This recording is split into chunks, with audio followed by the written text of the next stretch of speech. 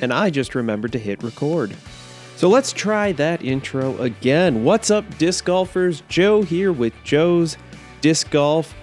And boy, oh boy, do I have a packed show for you tonight. Also, wearing the really sweet Joe's Disc Golf polo, which you could buy at joesdiscgolf.com/shop. Plenty of things to talk about, including Texas State's Eagles shoulder injury, much worse than many thought it was. Not yours truly. Go back in time, check the video. We've also got Hailey King to talk about, and just some fun other stuff going on in the world of disc golf.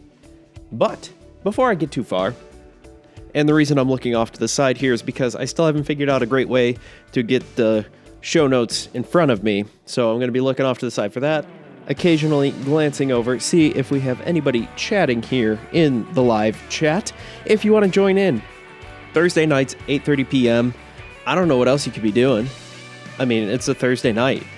Nobody has a life on a Thursday night. It's not like Friday night, where you have things to do, Saturday night, where you have things to do. And what? Facebook now says that my live video is blocked because it looks like it contains music, audio, or video that belongs to someone else. This broadcast is no longer discoverable by the Facebook users. If you stay live, no new viewers will come to the stream. I don't know what they're talking about. The intro that I use, the intro music and everything, is free to use by anyone. So I'm going to have a chat with Facebook after this about this, because that's not true at all. It is a free download of something that anyone can use. It's open source. It says right there on the website, open source, unless it's like scouring the internet and finding that it's being used on both Twitch and YouTube at the same time. But screw you, Facebook. That's about all I got to say. Nothing new there. I mean, really? Yeah, good times here. If you want to apparently catch this, you're going to have to watch. This might be the first and or last time that I will be playing things on Facebook. I don't know. We'll see. But wouldn't be a Joe's Disc Golf podcast without something crazy happening like that. But yeah, talked about all the stuff we're going to talk about.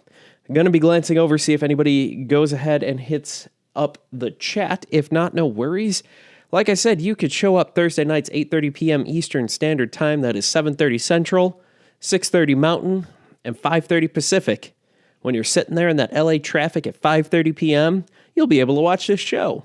And you probably will travel maybe a half mile. Maybe. So in that hour that this show goes on, give or take, it's about an hour. But before I get too far, got to talk about our sponsor, Reaper Disc Golf Supply. Reaper Discs has a huge selection of discs, including Discraft, Discmania, Axiom, MVP, Streamline Discs, the Trilogy brands, Innova, whole bunch of stuff. They have them broken down by your putters, your mids, your fairways, your distance, under, over, neutral discs. What else could you want? They have Tour Series discs. They have Halo discs. And again, Facebook, you're just pissing me off right now. Okay. But they've got all that fun stuff there. They've got flat rate shipping, $4.95 anywhere in the U.S. Boom. Try to figure that out anywhere else. Everybody else charges you an arm and a leg. Trust me, I've seen it. I've paid it just to get my discs to me. Some of them, yeah, you got to spend like $100, $75 to get free shipping, but $4.95 flat rate, boom, good deal there. Great stuff, awesome stuff there. Plus, they give you a nice little handwritten note saying thank you for buying. They sign you up, let you know when all the new stuff is dropping, whenever they got new stuff in. Just got an email the other day about a restock that they sent here. Plus, you get some sweet stickers. I can't guarantee that you'll get this really sweet sticker right here that's kind of hard to see with the way the camera is. But Disc Forever, Die Whenever. And he's writing a flamingo floaty right there, the Grim Reaper. Good stuff happening right there. It is so much fun. They have so many good things going on right now. But I'm going to have to, have a chat with Facebook over here because, dear Lord, the notifications, everything like that are super annoying right now. And yeah, but that's what's going on right now. I won't be able to do too much about that. I will, like I said, find out what's going on with them. But hey, whatever. And yeah, so let's jump into the show. Let's talk about the first topic here. Talking about Texas State's happening. As this podcast goes out, it will be happening today. For those of you listening live, it is happening tomorrow. Tomorrow, the sun will come out tomorrow. Through the 27th, it is a new course, so we don't get to see the classic woods of dogwood in Tyler, Texas. In fact, I just spilled water all over my lap. Go me. But this course is going to be a lot longer than the dogwood course. It is the new safari layout called the Thorn.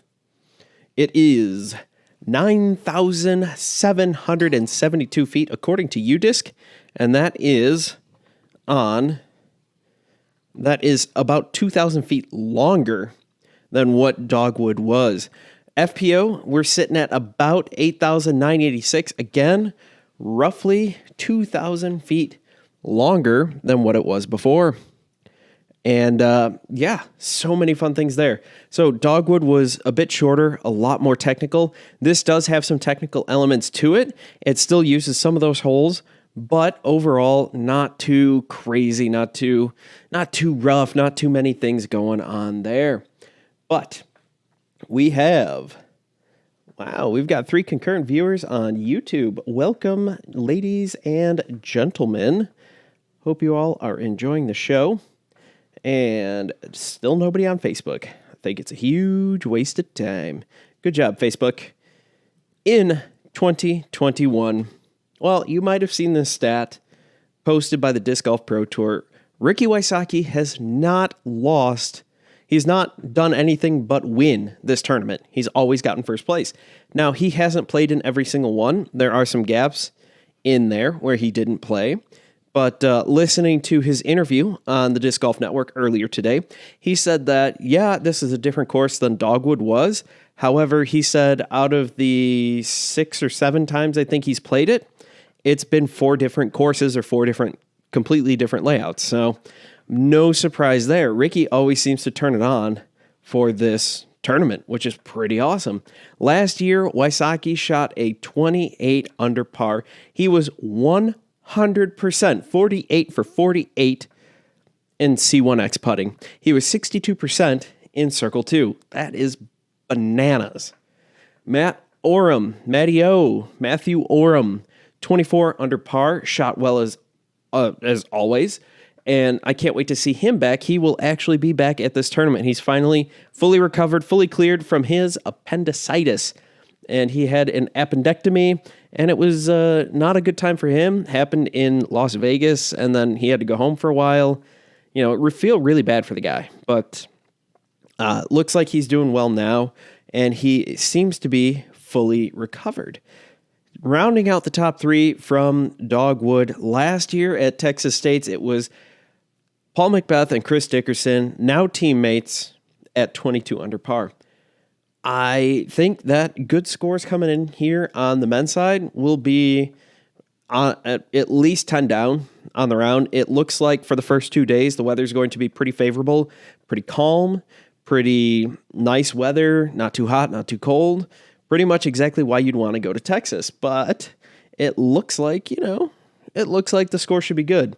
I'd be shocked if the hot round for either of the first 2 rounds, provided the weather holds up like we expect it to, I'd be absolutely shocked if the hot round was less than 10 strokes under par, if that makes sense. Now, 2021 FPO. We had Hailey King taking it down by 3 strokes over Holly Finley. Hailey King shot a 7 under par. Holly Finley, 4 under par. And Rebecca Cox rounding out the top 3 at a 3 under par. I mean, she was playing well. Her home course is Ledgestone. So is it Ledgestone? Idlewild. One of those two. Tough wooded course. That's her home course. That's what she played on. And holy macaroni, she is good in the woods. So I would expect her to be pretty decent here. It's a little more open than what we are used to, but not so open that it's going to be just a golf course Heiserfest. A couple names that are not going to be there include Eagle McMahon and Hailey King, which we will talk about coming up here. Now, 2022 FPO predictions. Here's what I'm going to say. I am predicting, looking into the future here, I see in third place, Kristen Tatar. I see Kristen Tatar she's having a very consistent year. She's doing really well. A lot of second place finishes here. She has a really good overall game. And she has very good distance control, which I'll talk about in our keys to victory here. All round victory, all spelled AWL, woodworking term there. But, that's who I think is going to take third place here. And not for lack of trying, because the two women ahead of her are playing absolutely lights out. In second place, I see someone with dark hair. I see Valerie Mandujano. Sorry. I keep wanting to make it like the end of her name is Jano. I keep wanting to make it like Juan, like Juan. I'm sorry. I don't know why I keep doing that. It's what I do. I screw up names even when they're clearly spelled out in front of me. But that's just how that goes. We'll see what happens here. I'm going to try something here. We're going to end that live video. Yep. And then we will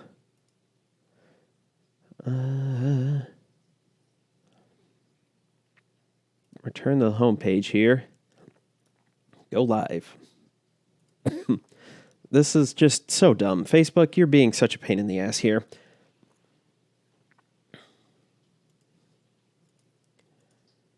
Go away. These stupid tooltip things here.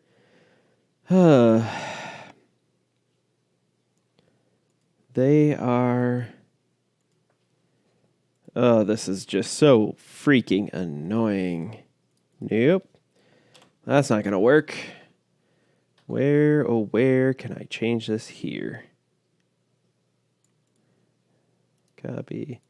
And go paste. And go paste and save. Now what am I missing to go live? There we go. Looks like we should be just about live on Facebook again. Hey, ho, there we go. We're live. Yay. Thank you, Facebook. Sorry, everybody, for those technical glitches, but things were not doing so great. And it was super duper freaking annoying because, Anyway, moving back to my predictions. Valerie Mandujano looked great at Waco, looked great at Belton. Those are her first two tournaments of the year, and she looked phenomenal at both of them. Taking it down at Waco, and I think it was second place at Belton after making a huge push from the chase. It was absolutely insane. It was great. It was awesome. It was amazing. And I can't wait to see more of Valerie as she goes through and continues to play. Finally, I see blonde hair and no longer a prodigy of disc golf, none other than the DGA sensation herself, Katrina Allen, taking it down. She's already got a couple wins. She's doing fantastic. She made a hell of a push at Waco from 5 cards back, I think it was. And it was amazing. She did so well with that. She did amazing. Like I said, she's starting the year on fire, and she's very confident on the tee. Her putt is still kind of holding her back, but that's nothing new there. She's doing really well. Some honorable mentions here that I didn't get is Evelina Salonen. I know they Ultiworld put out a huge article basically lecturing everyone on Evelina's putting, saying that she's not that bad of a putter and she's blah, blah, blah, and she's this and that. And it just came off as very like, ha, ha, ha, I'm high and mighty. I know how to look back at the stats. I know how to look back at the stats too. She's having a terrible start to the year. Can she get out of it? Hell yeah. It's not something she can't get over at all. She can totally get over it. It's just she hasn't done it yet. I don't know whether that is changing her putter, whether that's changing her, putt style, changing something in her stroke, just changing something, because that negativity, that lack of confidence on the green is starting to translate into other parts of her game where she feels like she has to land the disc within 10 feet. Otherwise, she's two-putting. Doesn't matter what the hole is. She's going to two-putt. That's the mentality that comes across from watching her play, because that's how she's been playing. She has not been doing well at all. And I'm not saying that she can't get over it, that she can't get better, that she can't do anything. She's professional. She's one of the best women in the world. I think she was at the time the highest rated or highest ranked European woman before this Disc Golf Pro Tour season started, and she came over here and started having all these issues. But you could just see it. That last round of Waco was awful for her. Like, she was able to get away with a pretty bad putting percentage. Like, round one, everybody was laying up if they're outside of 20. I mean, round one, the wind was so bad at Waco that you were going to lay up just about everything. I totally get that. So that one is fine. Like, she had a 0% putting, but she had everything was a tap in, which with the way the wind is, and honestly, like, if you could throw your shot to land every time within 10 feet, within circle 1X, then hell yeah. All right. I'll take a 0% putting, but I shot 10 down. Whoop-de-doo. Like, I'm going to take the 10 down over a good putting percentage. Now, long-term, that's not a good strategy, and we saw that play out. She made a couple putts round two, round three. Just the confidence was absolutely gone. Wind was picking up again, and she just wasn't doing well. And that's just how it goes, unfortunately. I'm hoping that she does do better. I want her to get out of this funk. I don't know what's going on, but she can do better. Another person I don't even have in my top three, Paige Pierce. She does not do well in the Texas swing, generally speaking. And just for her, she has not looked like Paige Pierce. And it's not because there are the top of the FPO field is more crowded. It is. There's a lot more talent up there. It's not the Paige and Katrina show that we're used to. There's Paige and there's Katrina. There's Evelina when she gets her putt. There's Kristen Tatar. There's Hailey King when she can make it to things. There's Valerie Mondahano. There's Macy Walker. Not Macy Valadiaz. Shoot, I was so close. I did it. Shoot a Gruda.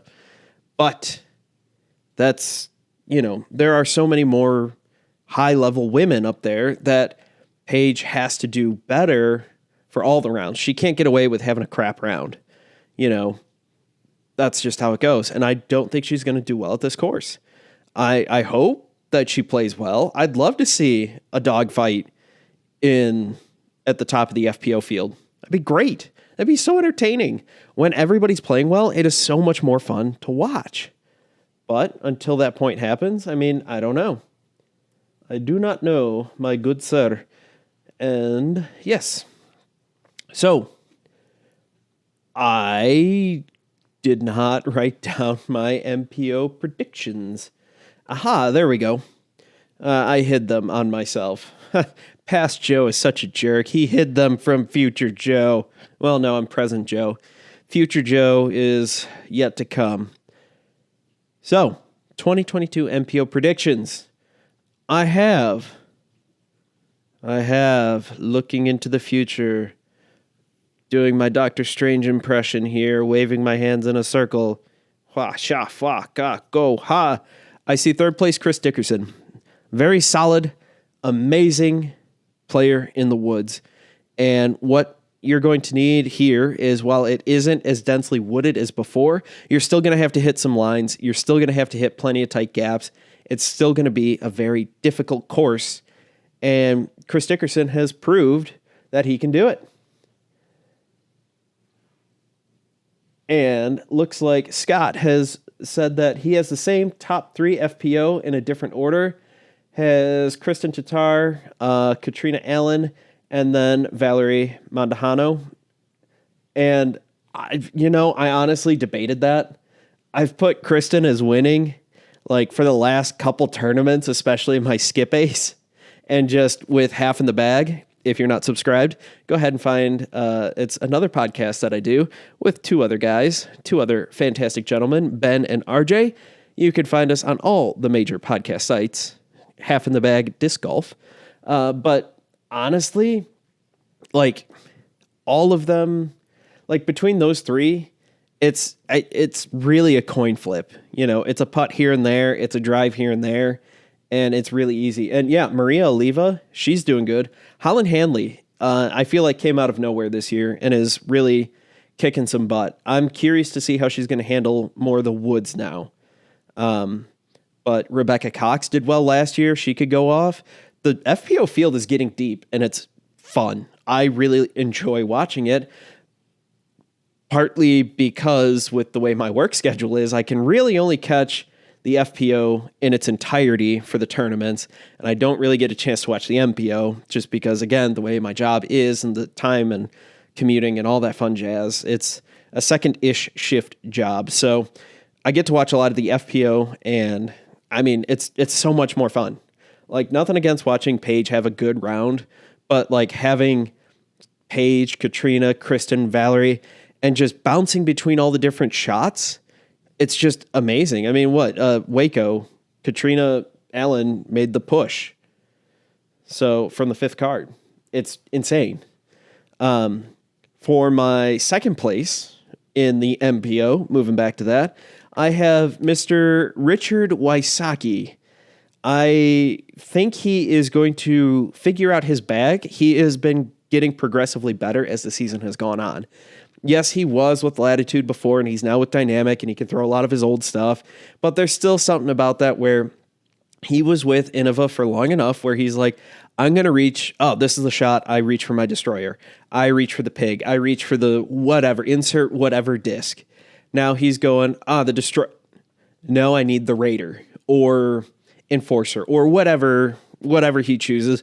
For me, Destroyer and Raider are close. For him, maybe not. But that's just how I play. Enough about me. Moving on to this. He's been figuring it out, and he's playing really well. But someone who's playing even better and has been playing lights out so far is Paul Macbeth. And I have him in first until he's not. Because the dude is insane. Like, he has done something over the offseason and is just on a tear right now. And again, fun to watch. I don't think we're going to see huge scoring separations. I think, like last year, Ricky won it by 4 strokes, but you had Macbeth and Dickerson right there at 22 under, Matty O with 24 under, Ricky 28 under overall. I think you're going to see some close stuff. And those 4 strokes, depending on how the wind's doing, especially that last day, 4 strokes is going to be like nothing. It sounds like, from what I've seen from the weather forecast, and now my job is covering sports outdoors, so that makes me an amateur meteorologist. And right now, Thursday night, looking at Sunday, I don't trust anything that they're saying or what they're predicting. I trust sort of tomorrow, Friday. I sort of trust Saturday, kind of. Sunday, not a chance. Saturday, even not really, not so much. Friday, yeah, I'll probably believe what you're telling me. But yeah, those are my qualifications. I have degrees in sports medicine and kinesiology, and those translate to an amateur meteorologist because in the spring, in the summer, in the fall, I do nothing but stare at the radar and just pray to God the lightning doesn't come too close, because the last thing I want to do is have to call practice or a game. But that is besides the point. So, the Joe's Disc Golf all-round success, all AEWL. First thing, you have to get off the tee. You got to hit your gaps. You got to hit your lines. You have to get out there. if you want to have a look at birdie, you have to do that. This isn't like some of the golf courses we play, or some of even, I say we, but they. I wish it was a we, but it's a they. Some of the courses that they play, some of the golf courses, it's I missed my line, but I'm still in the middle of the fairway. It really doesn't matter. Yeah, I missed my line. I'm technically over on the rough by the OB line, but it's still a wide open shot to the green. Like, could I have been in a little bit better position? Yeah, but does it really matter? Not really. I still threw it 650 feet, I wish. I got 650 feet downhill with a tailwind. That's not going to happen. Distance control is your next thing to do. Getting off the tee is half the battle, but having the correct distance dialed in is just as important, because there are some specific landing zones here on the Thorn course. If you go long, miss that landing zone, yeah, you might be closer to the tee, but you're probably looking at par at best, because you're just in the woods. You're in the crap. You don't have a line. Same thing with going short. You don't have a look for that birdie or have that second really good shot to get up for that birdie. You just can't miss these. So finally, when you do get off, and it is a when, not an if, but when you get in the thick, when you get in the shul, when you get in the crap, you need to take your medicine and pitch out. Hero shots are not always warranted. Yes, you have more skill than I do. That is very obvious to tell, given my rating and given that I am a mediocre M1 player and you are a professional touring disc golfer. But there are certain courses around here that have made me learn to take my medicine, where you might be able to hit, I might look at it and go, that gap is too small, I have to pitch out. You're going, that gap is perfectly fine. But, a gap that's even half that size, you're going, probably not. I don't think I could do that. Pitch out to the fairway, take your medicine, take your par, and move on. Because taking the par is going to be better than taking the bogey. And trust me, it hurt my heart so much. I played a tournament this past weekend. It hurt my heart. I was up there fighting for first. I threw a bad tee shot. Ended up in the honeysuckle, which is jail. Even this time of year in northern Indiana, with no leaves, it is jail. I had nothing out over the top. I had to pitch out laterally 40 feet. 40 feet to get to the middle of the fairway. But either way, I had to pitch out laterally. And it hurt my heart so much to know that I just took my putter and turned to my right and just went boop out into the fairway. It hurt. It made me want to cry just a little bit. What also made me cry is that, it wasn't that hole, but I ended up second by a stroke. So that didn't help. But that's kind of the preview there of what's going on with Dogwood. And we've got to talk about how you're going to watch it. How are you going to watch it? Well, the Disc Golf Network will have the feature card teeing off at 10:30 a.m. Eastern Standard Time. And that feature card is going to be Holly Finley, Valerie Mondahano, Maria Oliva, and Katrina Allen. That's a pretty stacked card right there. They also have I forget if it was 2 or 3 other cards that they're going to be bouncing between. The Chase and In the Hole card, I don't know, they don't really have fancy names for those. And also, they're going to be bouncing around, but this is the card that they're clearly going to follow. Same thing with the MPO. They're going to be following the Chase and In the Hole card, bouncing around a little bit. But the MPO feature card will tee off at 3:30 p.m. Eastern Standard Time. And that is going to be Ricky Wysocki, Chris Clemens, Luke Humphreys, and Nicholas Antila. I can't wait to see Nicholas Antila. I can't wait to see Luke Humphreys again. He had kind of a rough tournament at the Belton. But overall, he's been doing really well. His stock has been rising. And I think he currently is a bit of a steal in your skip-ace leagues, provided he keeps on this pace. Only time will tell, honestly. He's kind of burst onto the scene here, but you never know. For those of you wanting to watch the final round, you could do that for free at the Disc Golf Pro Tour's YouTube page. Go ahead and do that, and you can watch that for free. It's pretty awesome. They do a pretty good job there. Jomez will have the feature card of Matteo, Linus Carlson, Jeremy Colling, and Paul Macbeth. GK Pro's feature card will be Holly Finley, Valerie Mondahano, Maria Oliva, and Katrina Allen, same as the Disc Golf Network.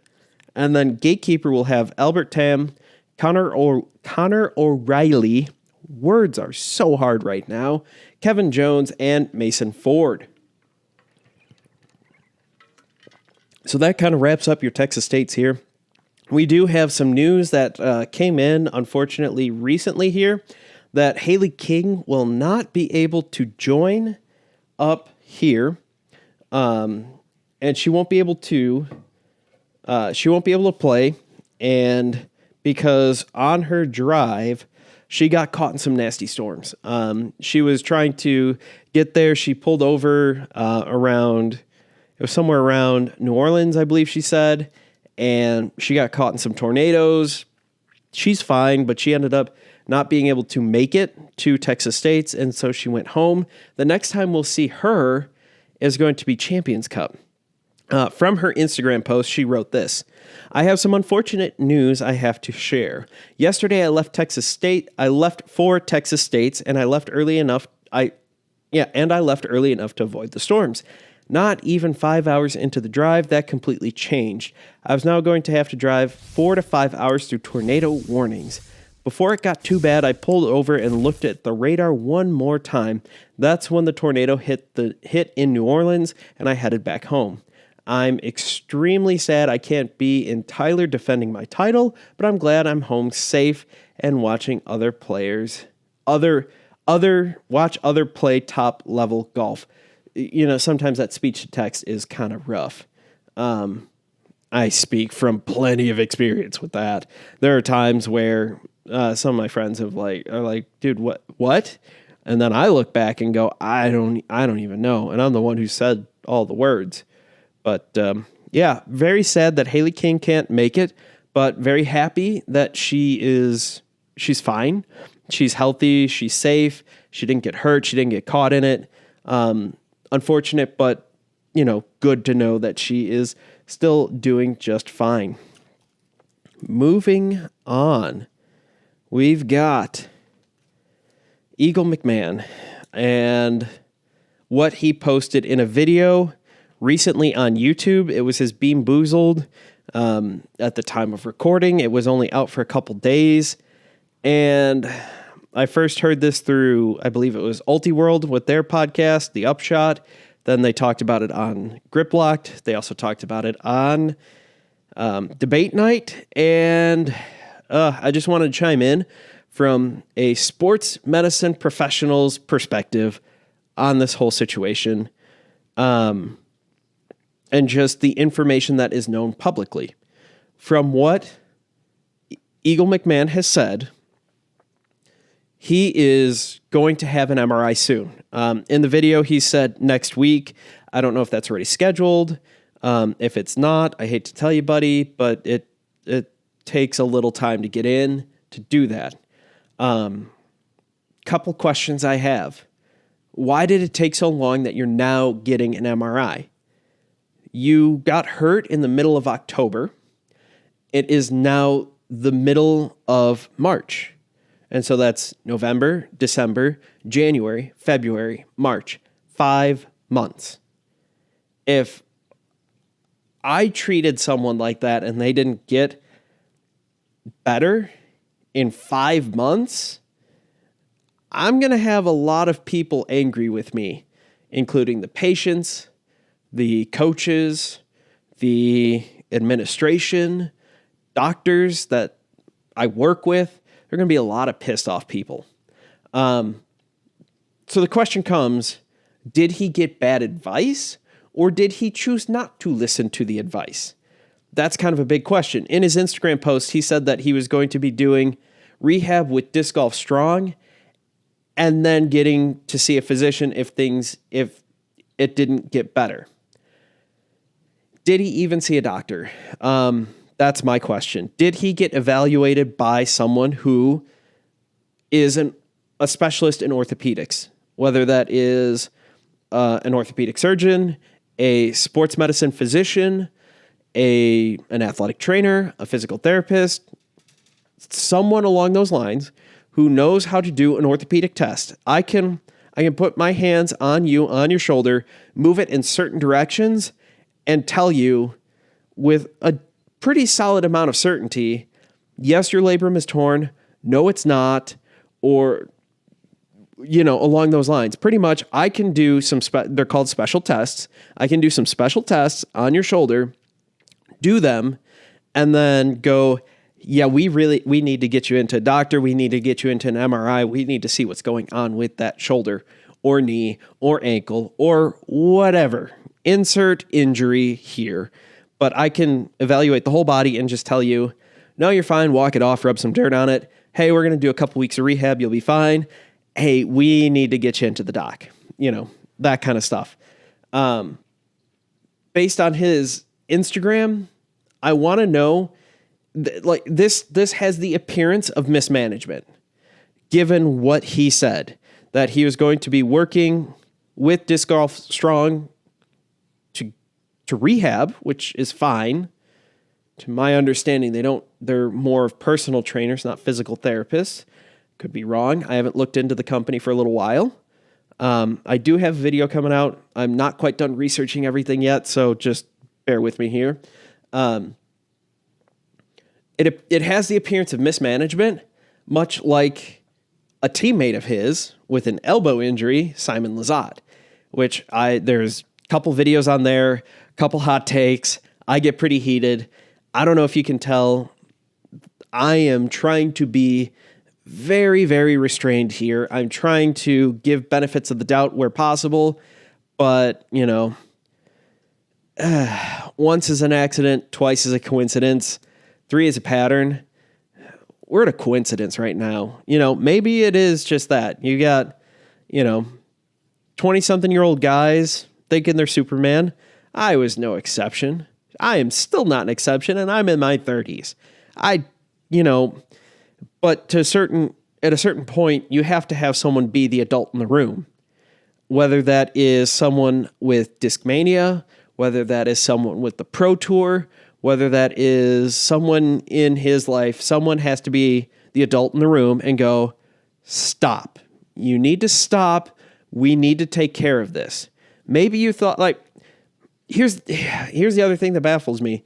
You knew you couldn't do a forehand shot, and you learned lefty. And then you thought that it was going to be okay to keep doing the backhand. I hate to tell you, but when you follow through properly on a backhand, you're putting a lot of stress on that shoulder. It's not the same as a power forehand player like Eagle is, but you're still putting a ton of force through that shoulder. Taking a break to see if there are any comments. None so far. Catching my breath, calming down. He says he believes he has a torn labrum. It seems like a self-diagnosis. It does not appear, the way he said it with the lack of confidence made it seem like he hadn't actually heard this from anyone. And that he just kind of came up with this on his own. There are only so many shoulder injuries you can get. When you talk about a dislocation, there are a handful of injuries you can get. The most common being a labrum tear or a slap tear, a superior labrum anterior posterior. So labrum, cartilage in your shoulder. It sits between the two bones that really make up your shoulder. There are a couple other bones in there, but that's not important right now. It sits there. It helps add stability. It helps keep your shoulder safe because the shoulder is a naturally unstable joint. Without that cartilage, we'd all dislocate waving to each other every morning. That's how unstable things would be without the cartilage, the labrum in there. Superior means top. So the top of the labrum is torn anterior to posterior. This is by far the most common tear when we're talking about shoulder labrums. That's if I was a betting man, I would put money down that he has a slap tear. That's how confident I am. Just given that, statistically speaking, I will win 9 times out of 10. He could be that one. It is very possible. But given the dislocation, the one thing that I hope they did, I really hope they did, if they didn't do it, that like it's not just dumb, I would almost say borderline malpractice. Get that thing X-ray, possible CT scan. CT scan's not really going to show labrum. There are certain things you can do to make it do that. MRA, that's an MRI arthrogram. They shove a needle in your shoulder, inject a dye, and then it helps things show up better. Kind of getting a little inside baseball right there. But if you have questions about that kind of stuff, I'll do my best. I'm not a radiologist. I am not an orthopedic surgeon, but I have a lot of schooling in all of this, and I deal with all of this on it at the very least a weekly basis. And I've been doing this for well over 10 years. So I've seen a lot of stuff. Going back, you can get something what's called a Hill-Sachs deformity, where when the shoulder comes out of place, your humerus, the top bone in your arm here, comes forward, can bang against the scapula. Well, sort of bang against the glenoid. It's part of the scapula. It's part of your shoulder blade. It's the part where it all sits together. Think of it like a golf ball on a tee. The golf ball slides off but comes back and bangs into the side of the tee. What can happen is you can get a small impact fracture there. That can cause a whole host of problems. So at the very least, I really hope that he got an X-ray to rule that out. Or, more appropriately, a CT scan, whatever, got some kind of imaging to make sure that wasn't the case. He's looking at stem cell therapy, which is also known as PRP, plasma-rich platelet therapy. It is a very developing field right now. The research I found 65 articles when I specifically searched for SLAP, tears, and PRP. Of that, most of them were the rotator cuff, which are muscles in your shoulder, which react very differently to the healing process and work in a different kind of mechanism because they have blood supply, and the labrum doesn't have a blood supply. And blood supply is crucial to healing. That's why certain bones in your hand, if you break them, you have to have surgery because they won't heal. Because they have very poor blood supply to specific parts of them. But that's a whole different topic. I go on for this for a long time. I found one that was about sports hernia that had a good result. 2 were veterinary medicine. A couple were about rupturing your quad. It was really weird. Overall, the consensus at this time is there needs to be more research. They've had some good success with more muscular issues, more tendinous issues. With cartilage issues, it's not so conclusive, not so great. From what it seems, it looks like it's pretty good with arthritis. So I'm not saying PRP is a bad thing. A couple of the studies found that the best application for plasma-rich platelets, PRP, is in conjunction with other treatments. So in conjunction with rehab, in conjunction post-operatively to help with the healing process. He said he did his own research. That's what he wants to do. He'd be back the fastest. I found through Google search, I found a few clinics that offer it, and they all have one case study that says, hey, this worked, and I got back to playing basketball, and it was great, except the fact that they leave out that it was his left arm. They don't say if he's right-handed or left-handed, but given that the world is mostly right-handed, we'll assume that this guy is right-handed. He's 27 years old playing recreational basketball, and he can now play basketball again. I'm sorry, he's not playing at a high level. Like, that's not a thing.